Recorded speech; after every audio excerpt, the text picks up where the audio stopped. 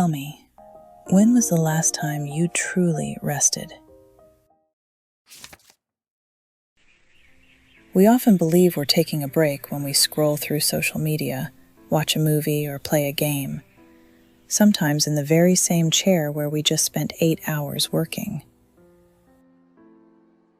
Some cognitive scientists describe this as a kind of fake rest. It feels like a pause, but our minds are still busy. Neuroscientist Daniel Levitin has spoken about how digital environments require constant micro-decisions: what to click, how to respond, whether to keep watching or move on. Each small choice draws from the same limited pool of cognitive resources we use at work. Over time, this constant switching can contribute to cognitive fatigue. According to attention restoration theory, our directed attention, the effortful focus we use to solve problems and stay on task, needs periods of genuine recovery. When we replace work with more high-intensity stimulation, that recovery may never fully happen. And when our brains stay on for too long, the prefrontal cortex, the region involved in decision-making and emotional regulation, can become less efficient. We may feel irritable, foggy, a little disconnected from ourselves. It isn't a personal failure. It may simply be that the mind is asking for a different kind of rest.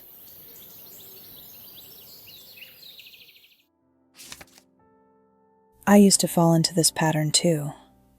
I would work until my head felt heavy, then try to relax by staring at another screen. It rarely left me feeling restored. But I noticed something curious. Whenever I felt deeply overwhelmed, I found myself searching for the paintings of Claude Monet. Works like Houses of Parliament at Sunset or The Water Lily Pond. There was something about the softened edges, the lavender light dissolving into water, the way forms seemed to shimmer rather than declare themselves.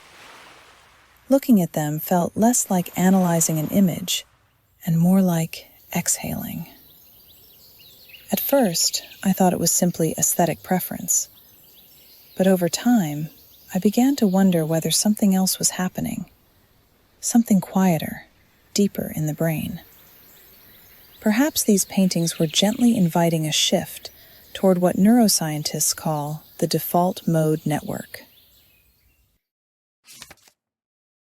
The default mode network, or DMN, is a network of brain regions that becomes more active when we are not focused on an external task. It's often associated with reflection, imagination, autobiographical memory, and our sense of self. It engages during moments of deep introspection. It isn't the off switch of the brain. In many ways, it is where we quietly process who we are. Environments that encourage gentle, undemanding attention may make it easier for the mind to enter this state.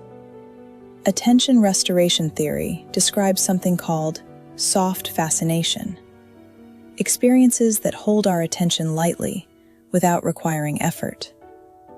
Nature is the classic example. The movement of leaves, the rhythm of waves. Monet's impressionistic style shares some of these qualities. The blurred lines and diffused light don't demand sharp analysis. Your eyes are free to wander. There is no single focal point insisting, "Look here." This kind of viewing doesn't force the brain into problem-solving mode. Instead, it may encourage a more open, reflective state, one that overlaps with processes associated with the default mode network.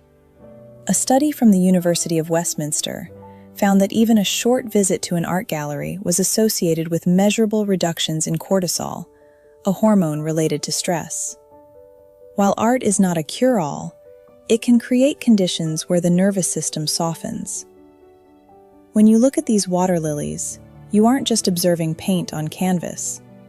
You may be giving your mind permission to loosen its grip. Of course, art is only one doorway.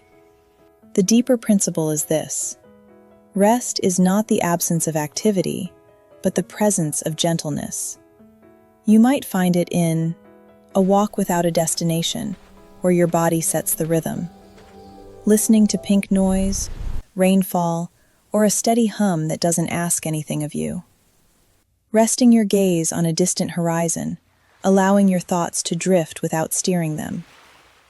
The key is to step out of the constant action-reaction loop of digital life. True rest does not demand performance, it invites awareness. We live in a culture that often treats busyness as proof of worth. It's easy to internalize the idea that if we are not producing, we are falling behind. But your value has never been measured by your exhaustion. If you feel lost in the fog of your own life, you do not need to push harder. You may simply need to let the edges blur for a while, the way they do in a Monet painting. In that blur, the noise softens. The should-haves and must-dos grow quieter.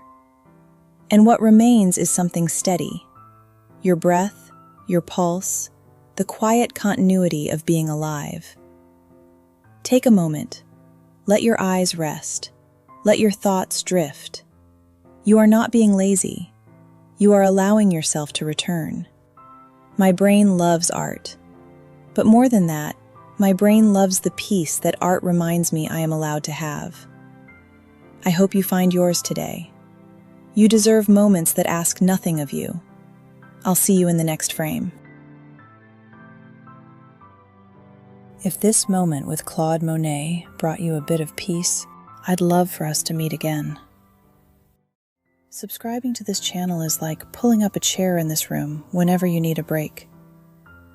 And if you enjoyed our talk, a like helps me know that this message reached your heart. I'll leave you now with the art itself, pure and undisturbed. From the original canvas to a breathing, moving world. If you wish to immerse yourself deeper, please pause the screen and let the beauty wash over you.